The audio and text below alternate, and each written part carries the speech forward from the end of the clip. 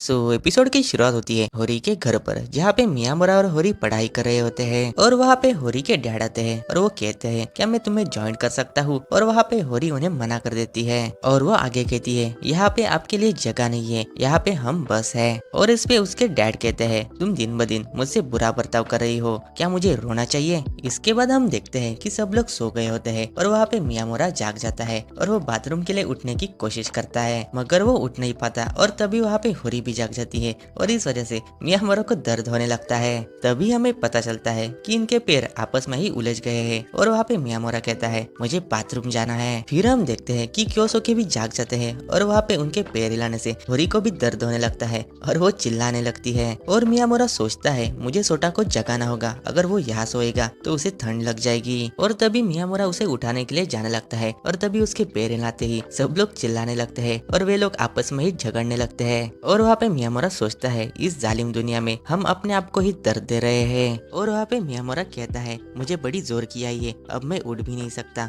अब तुम दोनों ही कुछ रास्ता निकालो। तभी क्योसोके कहते हैं मैं जितने जोर से हो सके उतने जोर से खींच सकता हूँ। इस पे मियामुरा कहता है आपका राइट लेग मेरे दोनों पैरों के बीच में है और होरी का पैर भी इससे गुंथा हुआ है, अगर आपने खींचा तो हमें दर्द के अलावा और कुछ नहीं मिलेगा। इस पे वे कहते हैं अब हम क्या कर सकते हैं। और वहाँ पे मियामुरा कहता है मैं हूँ जो अपने पैर खींचूंगा और तुम लोग मेरा साथ देना। और ये सुनते ही होरी अपने पैर जोर से हिलाने लगते हैं और सब लोग दर्द के मारे चिल्लाने लगते हैं। और तभी वो नोटिस करते हैं कि क्योसोके तो सो गए हैं। फिर हम देखते हैं कि होरी अपना पैर निकालने में सक्सेसफुल हो जाती है, इससे होरी उन्हें जगाने लगती है। और तभी मियामुरा भी अपने पैर निकालकर बाथरूम के लिए भाग जाता है। फिर वहाँ पे मियामुरा उन्हें समझाने लगता है अलग अलग सोकर आपस में उलझने के बजाय हम एक ही रो में सो सकते हैं। और वे लोग ऐसा ही करते हैं। फिर हम देखते हैं कि होरी के डैड सेंगोकू को रास्ते में रोक लेते हैं और वे उससे कहते हैं तुम सेंगोकू के लड़के हो ना, तुम्हें याद है बचपन में तुम हमारे घर में आया करते थे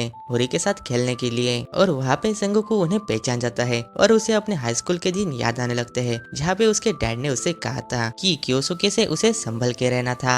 इसके बाद वे सेंगोकू को उसके डैड के बारे में पूछने लगते हैं। इस पे वो कहता है वे ठीक है, मैं तो बस स्टोर गया था इरेजर लेने के लिए, तो अब मैं भी चलता हूँ। मगर वे उसे अपने घर पर ले जाने लगते हैं। इसके बाद हम देखते हैं कि 12 बज गए होते हैं और वहाँ पे होरी जाग जाती है और वो सेंगोकू को देखकर अपने पापा से पूछती है ये यहाँ पे क्या कर रहा है। इस पे वे कहते हैं हम तो 9 बजे ही यहाँ पे आए थे और हम बातें कर रहे थे, शायद तभी हम सो गए। फिर होरी भी मियामुरा को जगाने लगती है। वहाँ पे मियामुरा चौंकते हुए कहता है प्रेसिडेंट तुम यहाँ पे क्या कर रहे हो। वहाँ पे वो कहता है मैं यहाँ पे लाया गया हूँ। तभी वो कहता है मैं बिना नहाए बिना खाना खाए ही सो गया। जहाँ पे मियामुरा कहता है हाँ मैं भी। तभी होरी कहती है तुम हमारा बाथरूम यूज कर सकते हो। और वहाँ पे मियामुरा कहता है होरी मैं इसे नहीं दिखा सकता। और वहाँ पे सेंगोकू कहता है तुम मुझसे क्या छिपा रहे हो। और वहाँ पे प्रेसिडेंट कहते हैं हाँ याद आया, तुम रुके थे और सबके बाद नहाने गए थे ट्रिप पर और तुम पूल पर भी नहीं गए थे, ऐसा क्यों। इस पे मियामुरा कहता है हाँ मैं पतला हूँ ना इसलिए। और वहाँ पे वो कहता है अगर तुम पतले हो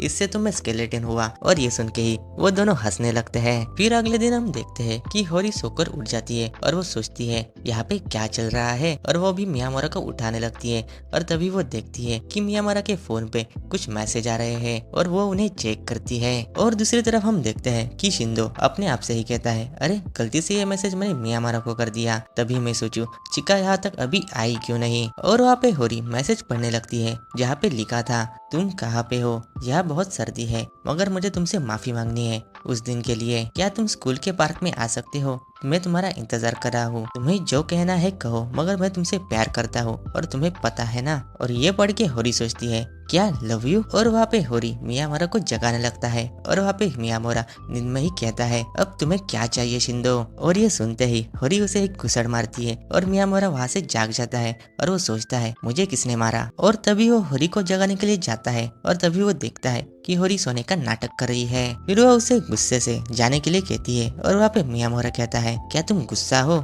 इसका वो कोई जवाब नहीं देती। फिर मियामुरा उसके लिए संतरा छीलने लगता है और वहाँ पे होरी उसे मना कर देती है। तभी वहाँ पे मियामुरा कहता है अगर तुम इसे खाओगी तो मैं तुम्हें किस करूंगा। और ये सुनते ही होरी शर्मा जाती है। तभी मियामुरा वो संतरा अपने मुंह में डालता है और वो होरी को किस करते हुए खिलाने लगता है। और वो सोच में पड़ जाती है और वो इमेजिन करते हुए सोचती है क्या ये इसकी हैबिट होगी और वो और भी ज्यादा गुस्सा हो जाती है। फिर हम सेंगोकू के घर में देखते देखते हैं जहाँ पे मियामुरा और टोरू उसके और होरी के ओल्ड पिक देख रहे होते हैं। और वहाँ पे टोरू कहता है मुझे पता नहीं था, यहाँ पे मुझे ये सब देखना पड़ेगा। और वहाँ पे वो कहता है हम दोनों बचपन के दोस्त हैं। तभी सेंगोकू एक एल्बम साइड में करने लगता है और तभी वे लोग इसे नोटिस करते हैं और वो जबरदस्ती उसे देखने लगते हैं। और तभी मियामुरा उनकी बचपन की पूल की फोटो देखता है और वो उसे देखकर सैड सा हो जाता है। और टोरू उसे समझाते हुए कहता है वे तो बच्चे थे। और वहाँ पे सेंगोकू कहता है होरी तो लोगों के सामने कपड़े बदलती रहती है, जहाँ पे टोरू कहता है ऐसा कौन करता है। फिर सेंगोकू उन्हें बताने लगता है कि कुछ दिन पहले